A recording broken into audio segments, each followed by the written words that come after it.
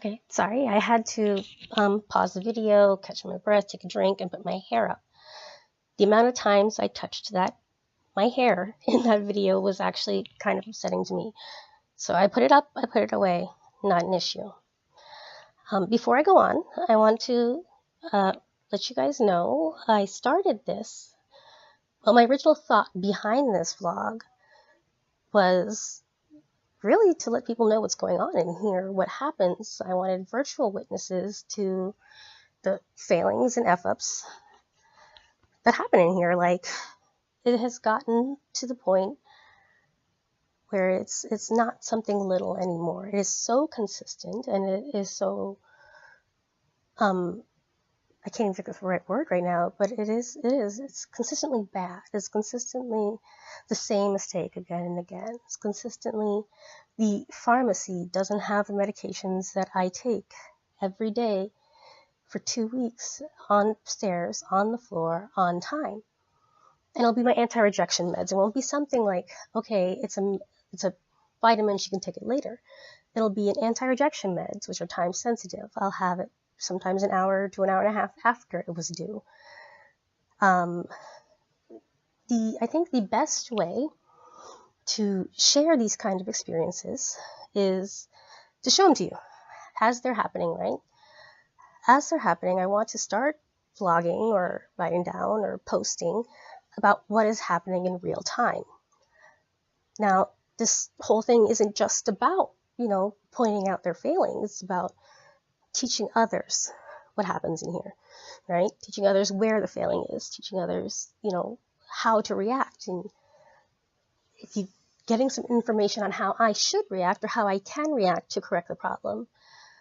Let me start with today. I know it's not real time, but I was in the ER today.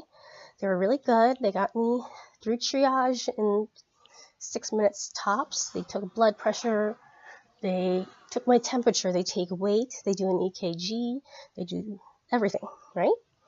Well, for monitoring vitals. And they put me in an isolation room. Unfortunately, last time I was in their ER, I was placed in an isolation room. I stayed in the ER over 22 hours because they could not find a proper room for me upstairs. And closer to the end of my stay, they moved me into an enclosed hallway with 3 other sick patients who were, coughing, hacking, sneezing, all that.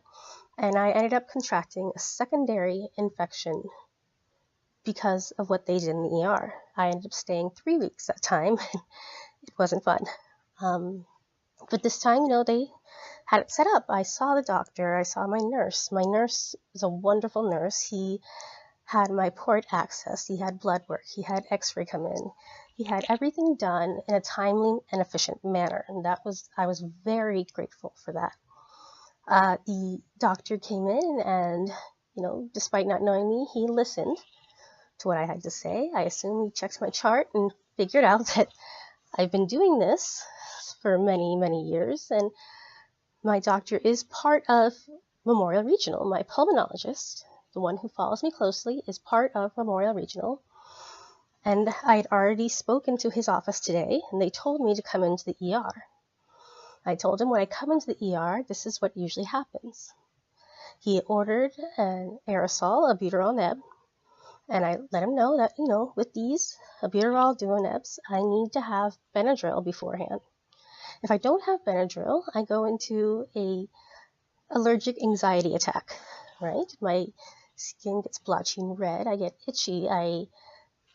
Talking about it's a little panicky. My heart rate rises. Everyone's heart rate rises on albuterol. But I will feel like I'm having a panic attack or an anxiety attack, and I will stay at that level of panic until I get some sort of anti-allergen, like Benadryl. I think Solumedrol was one, but didn't work as well. But he had that done. He had that down, and I thought everything was set, right? As a patient, I'm pretty self-sufficient, right? You get me my meds on time, right? Pain meds, oral meds, and IV meds. If I can't get it myself, if you bring me water and meals, I'm good. I go to the bathroom myself. I can wash myself. You never have to worry about me falling out of bed or running up the hall screeching. I just need you to be here on time with medication. Right? I had no issue this morning. The issue didn't come until this afternoon, maybe about 6:30. I called the nurse and told him I would need something for pain because I was hurting again. It had been 5 hours since my last pain med. The cough was back. I coughed up something else, and I needed pain medication. It had built up. It was a good solid 8, and I was pursed lip breathing. My own modified form of pursed lip breathing I do keeps me from coughing. It allows me not to have to take deep breaths or not experience the pain as intensely, but it's exhausting. And once you slip, you're back in pain.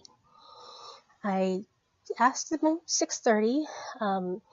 7 o'clock was shift change. Before that happened, I saw my pulmonologist, who said he would check orders.